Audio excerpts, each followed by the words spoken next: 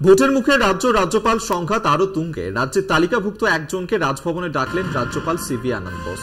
এছাড়া আরো 7 জন শিক্ষাবিদকে আসতে বলা হয়েছে রাজভবনে। অন্তর্বর্তী উপাচার্য নিয়োগ নিয়ে এদিকে শনিবারই রাজভবনে জরুরি বৈঠক।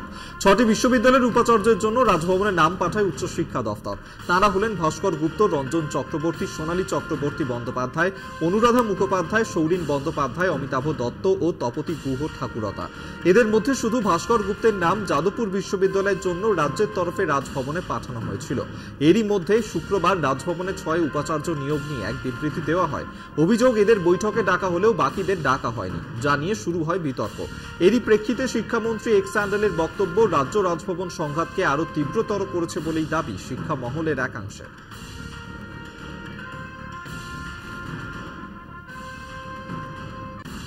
প্রথম দফার ভোট শেষ হতেই সন্দেশখালীতে ফের সিবিআই। জমি দখলের নালিশ শুনছেন সিবিআইয়ের 10 জন আধিকারিক।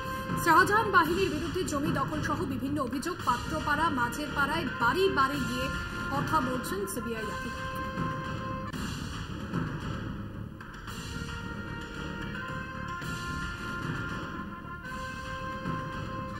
বালুরঘাট লোকসভার বিজেপি প্রার্থী সুকান্ত মজুমদারের সমর্থনে গঙ্গারামপুরে মেগা রোড শো মিঠুন চক্রবর্তীর। শনিবার বিডিও অফিস মোড় থেকে শুরু হয়ে শহরের বিভিন্ন এলাকা পরিক্রমা করে কালীতলাতে শেষ হয় রোড শো। উপস্থিত ছিলেন অভিনেতা রুদ্রনীল ঘোষ, বিজেপি প্রার্থী সুকান্ত মজুমদার সহ দলীয় কর্মী সমর্থকরা। এদিনের সভা থেকে বিজেপি প্রার্থী সুকান্ত মজুমদারকে বিপুল ভোটে জয়যুক্ত করার আহ্বান জানান মিঠুন চক্রবর্তী ও রুদ্রনীল ঘোষ।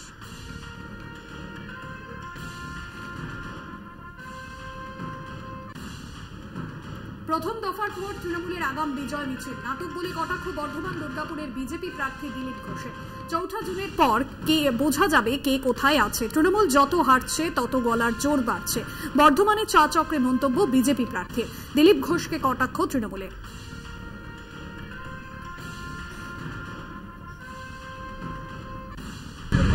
এসব ড্রামাবাজি চলবে। 4 জুনের পরে বোঝা যাবে কে কোথায় আছে। টিএমসি যত হারছে তত গলার আওয়াজ করছে, সবাইকে দোষ দিচ্ছে। নির্বাচন কমিশন থেকে আরম্ভ করে সেন্ট্রাল ফোর্স থেকে আরম্ভ করে সবাইকে গালাগালি দিচ্ছেন মুখ্যমন্ত্রী। যদি জিতছেন তো গালাগালি কেন দিচ্ছেন? টেনশনটা আমরা বুঝি। মানে চাপের মুখে এই ধরনের বিজয় মিছিল আগে আগে বার করতে হচ্ছে। সবই চাপ। সেই চাপটা এমন বাড়বে আস্তে আস্তে সব ঢুকে যাবে। আমরা প্রথম দিন থেকেই দেখছি তো ওই চা চক্রের মধ্যেই দিলীপ ঘোষের সমস্ত কিছু সীমাবদ্ধ। চা খাওয়া এবং আজে বাজে বিবৃতি দেওয়া, এটাই হচ্ছে তার সমস্ত রাজনৈতিক পরিধিটা এর মধ্যেই সীমিত। যে কথা বলছেন, বলে দিলেন যে তৃণমূলের গলার জোর বাড়ছে। তৃণমূলের গলার জোর বাড়বেই তো। আমরা মোদীকে চ্যালেঞ্জ করছি, পশ্চিমবঙ্গে একটা আসন দিচ্ছি না, উনি নিজের সিট জিততে পারবেন না, ওনাকে ওনার পার্টি দূর করে দিয়েছে, নিজের জায়গা থেকে বিতাড়িত করেছে, সেই নিয়ে কিছু কথা বলুন না। দুর্গাপুরের বিজেপি প্রার্থী দিলীপ ঘোষকে তুলোধনা বর্ধমান দক্ষিণের বিধায়ক খোকন দাসের। মেদিনীপুর থেকে সরিয়ে দিলীপ ঘোষকে বর্ধমান দুর্গাপুরের প্রার্থী করেছে বিজেপি। সেই প্রসঙ্গে দিলীপ ঘোষকে বিজেপির গলার কাঁটা বলে কটাক্ষ করেন খোকন দাস।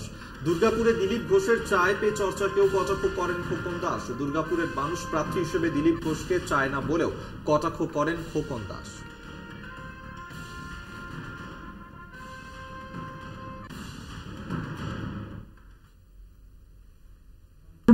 শুধু প্যারেড করে বেড়েছে আর চায়ের দোকানে চা খেয়ে বেরিয়েছে। মেদিনীপুরের এমএলএ শর্টলেকে ঘুরছে, শর্টলেকে কুকুর নিয়ে 5টা বডিগার্ড নিয়ে সকাল থেকে দৌড়ে বেড়াচ্ছে হাফ প্যান্ট পরে। আর আজকে মেদিনীপুরের মানুষ বলছে এই লোককে আমরা চাই না, এ লোক এখন বিজেপির কাছে গলার কাটা হয়ে গেছে। বিধায়ক খোকন দাস বলছেন যে ব্যাপক পরিমাণে বিপুল পরিমাণে ভোটে হারিয়ে আপনাকে বাড়ি পাঠিয়ে দেবে। উনি আগে নিজের সিটটা ধরে রাখুন, ওখানেই লিড নেবো এবারে। মারপিট করে ভয় দেখিয়ে গুন্ডা দেখে আর সুবিধা করতে পারবেন না, তাহলে ভেতরে যেতে হবে। ফের বিক্ষোভের মুখে কংগ্রেস নেতা অধীর রঞ্জন চৌধুরী। উঠল গো ব্যাক স্লোগানও। শনিবার মুর্শিদাবাদের নওদায় ভোট প্রচারে যান কংগ্রেস প্রার্থী অধীর রঞ্জন চৌধুরী। ব্লক সভাপতির নেতৃত্বে প্রচারে যান তিনি। সেই সময় বিক্ষোভের মুখে পড়েন তিনি। তৃণমূলের কর্মী সমর্থকরা স্লোগান তোলেন বলে অভিযোগ। তৎপরতার সঙ্গে পরিস্থিতি নিয়ন্ত্রণে আনে পুলিশ।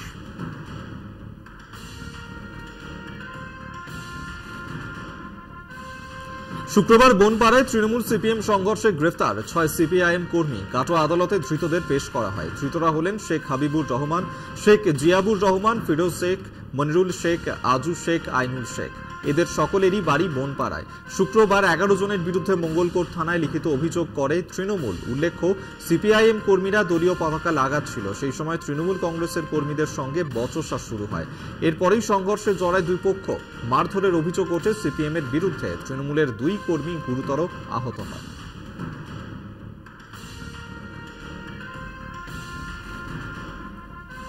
সিপিএম প্রার্থী মোহাম্মদ সেলিমের সমর্থনে ভোট প্রচারে বলিউড তারকা নাসির উদ্দিন শাহের ভাইজি সায়রা শাহ। শুক্রবার সন্ধ্যেতে জলঙ্গিতে পৌঁছন দক্ষিণ কলকাতার সিপিএম প্রার্থী সায়রা শাহ হালিম। জলঙ্গিতে পদ্মা নদীর বাঁকে দলীয় নেতা মোহাম্মদ সেলিমের সমর্থনে নির্বাচনী প্রচার করেন। সভাও করেন সায়রা শাহ হালিম। এদিনের সিপিএম এর প্রচারে সাধারণ সমর্থকদের ভিড় ছিল চোখে পড়ার মতো। सीपीएम को वोट देगा क्योंकि तृणमूल कांग्रेस की नीति फेल हो चुकी है। आपने যা দেখছেন অবস্থা, ৮,০০০ স্কুল বন্ধ। আপনি দেখছেন শিক্ষামন্ত্রী জেলে। যা দুর্নীতি চলছে ওই বিরোধে মানুষের सीपीएम के समर्थन देवे এই বছর। खाली के हर एक माँ बहन के लिए लड़ाई है। ये लड़ाई शिक्षा के लिए है। ये लड़ाई जो चाकरी हम लोगों का जो यूथ यहाँ पे ऐसे घूम रहा है बेरोजगार, उसके लिए ये लड़ाई है।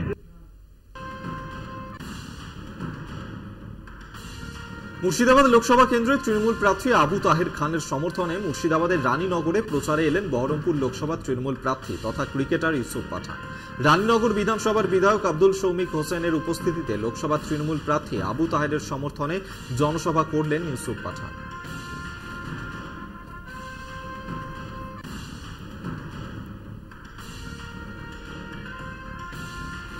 ভাঙড়ে শওকত মোল্লার নামে পড়ল পোস্টার, চাঞ্চল্য এলাকায়। ভাঙড় বিধানসভার পোলেরহাট থানার শ্যামনগর এলাকায় ক্যানিং পূর্বের বিধায়ক শওকত মোল্লার নামে পড়ল একাধিক পোস্টার। আর এই পোস্টার ঘিরে তৈরি হয়েছে রাজনৈতিক উত্তেজনা। পোস্টারে লেখা সন্ত্রাস করে খুনের দায় আরাবুল জেলে। শওকত এখনো বাইরে কেন? প্রশাসন জবাব দাও। পোস্টার ঘিরে শুরু রাজনৈতিক চর্চা।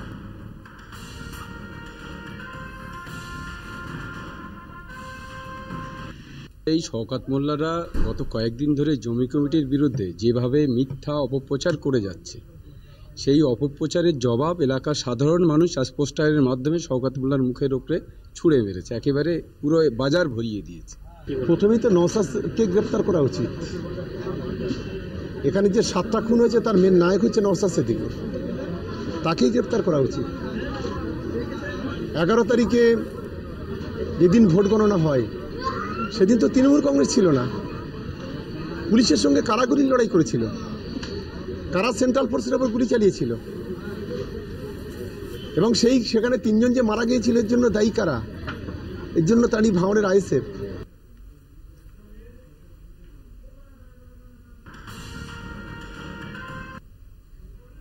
যেদিনকে আরাবুল ইসলাম সাহেবকে অ্যারেস্ট করেছে ওই দিন কি বলেছিলাম যে আইএসএফ এর করা মামলাতে আমাদের এক কর্মীকে হত্যা করেছিল, গুলি করে মেরেছিল। এই মামলাতে আরাবুল ইসলামকে অ্যারেস্ট করেছে, শওকত মোল্লাকে অ্যারেস্ট করেন। কারণ ওই মামলা অন্যতম একজন অভিযুক্ত হিসাবে আমরা বুঝতে পেরেছি যেটা শওকত মোল্লা সাহেব ছিলেন। এটা আমি বলতে পারি যে মামলাতে আমরা মামলা করেছিলাম সেই মামলায় এখনো শওকত মোল্লা কেন অ্যারেস্ট হচ্ছে না, এখন এই জায়গা থেকে আমি দাবি তুলতে পারি যে রাজ্য প্রশাসন কেন অ্যারেস্ট করছে না, শওকত মোল্লাকে অবিলম্বে অ্যারেস্ট করুক, এই দাবিটা আমি তুলছি। ভোট মিটতেই বদলে গেল জলপাইগুড়ি। এক বিজেপি কর্মীকে মারধরের অভিযোগ তৃণমূলের বিরুদ্ধে। অভিযোগ, শুক্রবার রাতে বিজেপি কর্মীকে মারধর করা হয়। ধূপগুড়ি 15/168 নম্বর বুথে বিজেপি পোলিং এজেন্ট ভোট গ্রহণ কেন্দ্র থেকে বেরিয়ে আসতেই তাঁর ওপর চড়াও হন তৃণমূলের পঞ্চায়েত প্রধান সহ আরো কয়েকজন। আহত বিজেপি কর্মীকে উদ্ধার করে ধূপগুড়ি হাসপাতালে নিয়ে যাওয়া হয়। অবস্থার অবনতি হওয়ায় পরে তাঁকে জলপাইগুড়ি মেডিকেল কলেজ স্থানান্তরিত করা হয়। দেখেন, আমাদের কর্মীর যে উপরে যে মারধর করা হয়েছিল ওখানে 168 বুথ, সেই 68 বুথে যখন আমাদের কর্মীরা ওখান থেকে ভোট দিয়ে আসে তখন টিএমসি গুন্ডা বাহিনী আর ওখানকার যে পঞ্চায়েত 180 পঞ্চায়েত আমিরপুর, সে তার গুন্ডা বাহিনীকে দিয়ে আমাদের কর্মীর উপরে প্রচণ্ডভাবে আঘাত করে। এখানে তো হিন্দু নেই, তোরা তারপর একজন ইউটিউবে তুই কেন ভিডিও করেছে সেই কথা বলে আমাকে মারে। সেখানে আমরা ভালো। আচ্ছা, এবার ওখানে মানে এবার কি পোলিং এজেন্ট দেওয়া হয়েছিল? হ্যাঁ,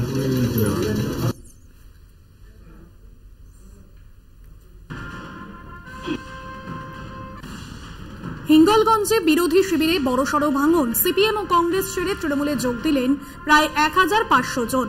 স্থানীয় সূত্রের খবর, হিঙ্গলগঞ্জ বিধানসভার রামেশ্বরমপুর পঞ্চায়েতে সিপিএম সদস্য মালিক গাজী ও তাসমিনা খাতুন তৃণমূল কংগ্রেসে যোগ দেন। কংগ্রেসের নেতা মনিরুল ইসলাম সহ সিপিএম ও কংগ্রেসের 1500 কর্মী সমর্থক তৃণমূলে যোগ দেন এবং তাদের হাতে দলীয় পতাকা তুলে দেন হিঙ্গলগঞ্জের বিধায়ক। মমতা বন্দ্যোপাধ্যায় সরকারের একটা ভুল বোঝাবুঝির কারণে আমরা গত পঞ্চায়েত ইলেকশনে আমরা অন্য পার্টি করেছিলাম, আমরা সিপিএম করেছিলাম, কিন্তু আমরা যেটা ভুলটা বুঝতে পেরে আমাদের মমতা ব্যানার্জির উন্নয়নে সামিল না হয়ে আমরা অনেকটা ভুলই করেছি। এই মমতা ব্যানার্জির উন্নয়নে সামিল হওয়ার জন্য আমরা অনেকটাই গর্বিত এবং আমরা আজ প্রায় 250 থেকে 300 প্রায় কর্মী আমরা আজকের এই 300 লোক আমরা আজকে সেই জায়গায় যে গর্জন বা যে আওয়াজ তুলতে হবে সেই আওয়াজে সবাই সামিল হচ্ছেন। সেই তারই একটা ফলশ্রুতি মালিক গাজী, আমাদের তাসলিমা বিবি এবং মনিরুল ইসলাম সে দলে যোগ দিয়েছে। তারা সিপিএম থেকে 2 জন মেম্বার যোগ দিয়েছেন, একজন কংগ্রেস সিপিআই আর 2 জন সিপিআই আর একজন কংগ্রেস। তারা দলে আজকে যোগ দিল এবং তারা প্রতিশ্রুতিবদ্ধ হয়েছে যে ভারতবর্ষ থেকে বিজেপিকে উৎখাত করতে। নির্বাচনী প্রচারে ঝাড়গ্রামে তৃণমূল প্রার্থী কালীপদ সোরেন শহরের জুবলি মার্কেটের বিভিন্ন ফলের ও মাছের দোকানে ঘুরে প্রচার সারলেন কালীপদ। ঝাড়গ্রাম লোকসভা তৃণমূল প্রার্থী কালীপদ সোরেনের সমর্থনে প্রচারে যোগ দিয়েছিলেন রাজ্যের মন্ত্রী বীরবাহা হাঁসদা। প্রচারে উপস্থিত ছিলেন তৃণমূল নেতা বিশ্বরঞ্জন মুখার্জি, গৌতম মাহাতো সহ অন্যান্য জেলা নেতৃত্ব। এখানে ঝাড়গ্রাম, যেহেতু আমি ঝাড়গ্রামবাসী এবং সমস্ত ঝাড়গ্রামবাসী তো দিদির সঙ্গে আছে, সুতরাং অটোমেটিক্যালি সারা তো অবশ্যই পাওয়া যাবে।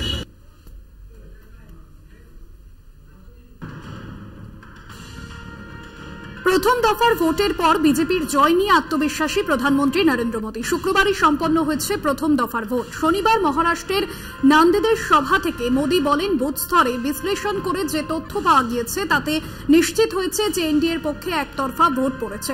ভোট উৎসবে সামিল হওয়ার জন্য ধন্যবাদও জানান প্রধানমন্ত্রী। पहले चरण का मतदान संपन्न हुआ है। मैं वोटिंग करने वाले सभी लोगों को और विशेषकर हमारे फर्स्ट टाइम वोटर्स को बहुत बहुत बधाई देता हूं और उनका आभार भी व्यक्त करता हूं। मतदान के बाद अलग अलग लोगों ने बूथ लेवल तक का जो एनालिसिस किया और जो जानकारियां मिल रही है उसे विश्वास पक्का हो रहा है कि पहले चरण में एनडीए के पक्ष में एक तरफा मतदान हुआ है।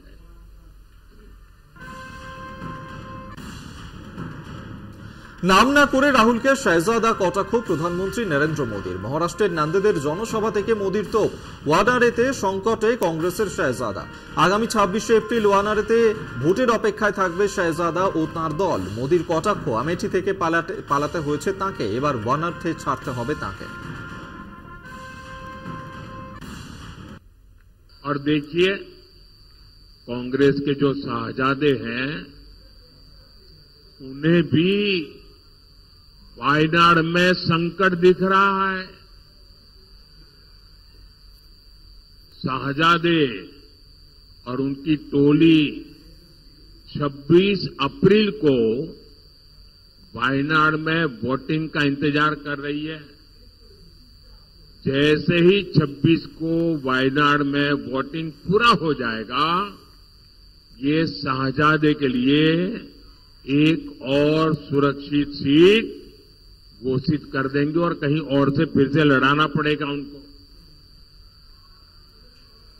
क्योंकि उनके अलायंस के साथी भी एक दूसरे को गालियां दे रहे हैं।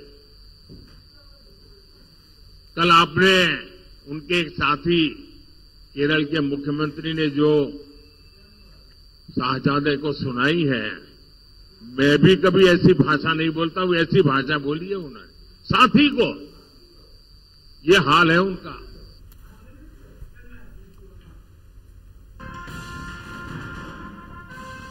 প্রথম দফার নির্বাচনের পরে জয় নিয়ে আশাবাদী আরজেডি নেতা তেজস্বী যাদব।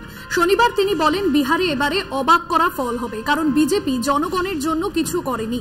তাদের তথাকথিত ডাবল ইঞ্জিনের একটি দুর্নীতিতে ও অন্যটি অপরাধের উপর দাঁড়িয়ে সাধারণ মানুষ তাদের উপর অসন্তুষ্ট। 17 বছরে বিজেপি কিছুই করেনি, অভিযোগ তেজস্বীর। पेज में कोई टक्कर नहीं है और हमने कई बार कहा है कि बिहार जो है इस बार चौंकाने वाला रिजल्ट देगा। बिहार की जनता के लिए इन लोगों ने कुछ नहीं किया, चाहे इनकी सो कॉल्ड डबल इंजन की सरकार, जो एक भ्रष्टाचार में है एक इंजन, और दूसरा जो है आप कह सकते हैं कि अपराध में ये दो इंजन जो है सुपर जो है, लोग इससे दुखी है। 17 साल में इन लोगों ने कुछ नहीं किया, और जो भारत सरकार 10 साल में, मोदी जी ने 2014 में कुछ और कहा था, वो पूरा नहीं हुआ। 19 में कुछ कहा था, वो पूरा नहीं हुआ। 24 में 400 पार कर रहे थे, फर्स्ट डे ही जो है इनकी फिल्म सुपर डुपर फ्लॉप हो गई। तो अब